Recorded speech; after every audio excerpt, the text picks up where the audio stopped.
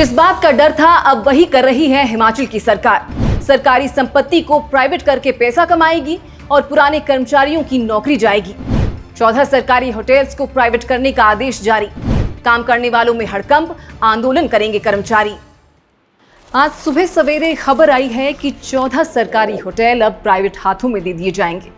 Operation और maintenance की जिम्मेदारी अब सरकारी कर्मचारियों के हाथों से छीनकर किसी प्राइवेट कंपनी को दे दी जाएगी। और इस काम को पूरा करने के लिए पर्यटन विभाग के प्रिंसिपल सेक्रेटरी ने HPTDC के MD को 3 महीने की डेडलाइन भी थमा दी है।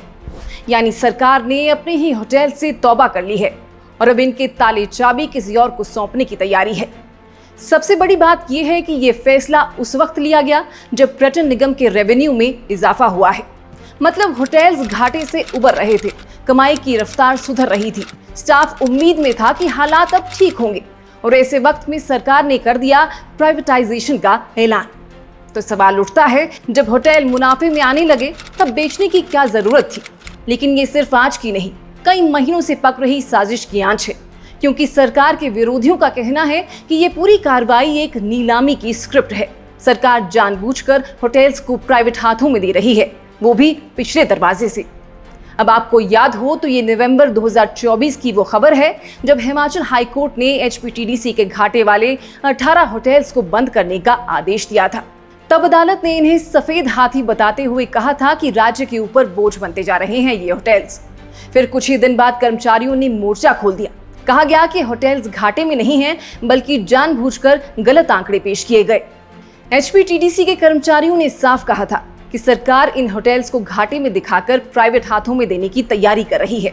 ये भी आरोप लगे थे कि निगम के चेयरमैन RS बाली ने अपनी ही विधानसभा के 70 से ज्यादा लोगों को इन होटल्स में तैनात करवा दिया, वो भी बिना किसी योग्यता और अनुभव के। और अब वही होटल्स जिन पर नवंबर 2024 में विवाद हुआ था, जिन्हें कोर्ट ने बंद करो या सुधारो कहा था, अब सरकार उन्हें प्राइवेट हाथों में देने का फैसला कर लिया है। होटल्स की लिस्ट देख लीजिए, सब कुछ साफ हो जाएगा।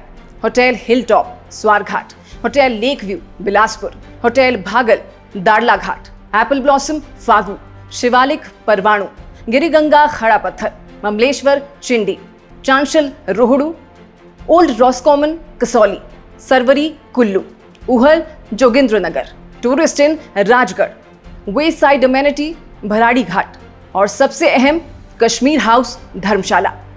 अब आप खुद सोचिए, क्या धर्मशाला की कश्मीर हाउस जैसी प्रॉपर्टी वाकई घाटे में थी या फिर इसके पीछे कोई खास खरीदार तय था? भाजपा विधायक सुधीर शर्मा का साफ आरोप है कि यह पूरी कार्रवाई एक नीलामी की स्क्रिप्ट है।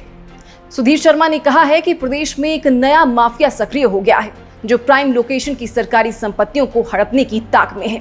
उन्होंने सवाल उठाया, जब HPTDC की आय बढ़ रही थी तो इन होटल्स को बेचने की क्या जरूरत थी?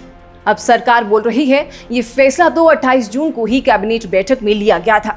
ठीक है, लेकिन अगर आप पहले से ही होटल्स को बेचना चाहते थे तो फिर नवंबर में कोर्ट में रिव्यू पिटीशन क्यों डाली? तब तो सरकार ने कोर्ट में ये वादा किया था कि होटल्स को सुधारेंगे, बंद नहीं करेंगे। अब वही सरकार उन्हें बेचने पर उतर आई है। क्या यही सरकार की नीयत का सबूत नहीं? अब बात करें कर्मचारियों की, जिनके कंधों पर ये होटल खड़े थे, जिनकी मेहनत से घाटा कम हुआ। आज वही कर्मचारी सबसे ज्यादा डरे हुए हैं। उनकी सबसे बड़ी चिंता, जब होटल प्राइवेट होंगे तो उनका क्या होगा? कोई सेवा शर्तें तय नहीं है, कोई पॉलिसी नहीं बनाई गई है, कोई वादा नहीं किया गया है। मतलब साफ है, बेचो भी हटाओ भी। यही वजह है कि कर्मचारी यूनियन खुलकर मैदान में आ गई है। यूनियन के पदाधिकारी राजकुमार ने साफ कहा कि इस फैसले का विरोध हर स्तर पर किया जाएगा। सरकारी संपत्ति को निजी हाथों में सौंपने की ये साजिश अब बर्दाश्त नहीं की जाएगी। अब आप खुद सोचिए, क्या ये सिर्फ होटल बेचने की बात है या फिर पर्यटन के बहाने प्रॉपर्टी ट्रांसफर का खेल खेला जा रहा है? और ये सब उस वक्त हो रहा है जब प्रदेश की जनता पहले ही बेरोजगारी, महंगाई और सरकारी सेवाओं में कटौती की मार झेल रही है। अब पर्यटन का ताज भी किसी बिल्डर, किसी ठेकेदार, किसी बिजनेस ग्रुप के सिर सजने जा रहा है। तो फिर सरकार से एक ही सवाल, क्या अब सचिवालय और विधानसभा को भी गिरवी रखने की तैयारी है? क्योंकि हिमाचल भवन तो नीलाम होते होते बचा था।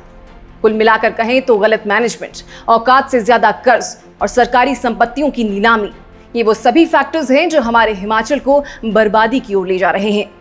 इसलिए अब फैसला आपके हाथ में है। क्या आप इस फैसले से सहमत हैं? क्या आप मानते हैं कि सरकार को ये होटल बेचने ही चाहिए, या फिर आपको भी लगता है कि ये हिमाचल की आत्मा पर चोट है? अपना जवाब हमें कमेंट बॉक्स में जरूर बताइएगा। वीडियो अच्छा लगा हो तो इसे लाइक कीजिए, शेयर कीजिए और सब्सक्राइब कीजिए हमारे YouTube चैनल को। फिलहाल के लिए बस इतना ही। नमस्कार।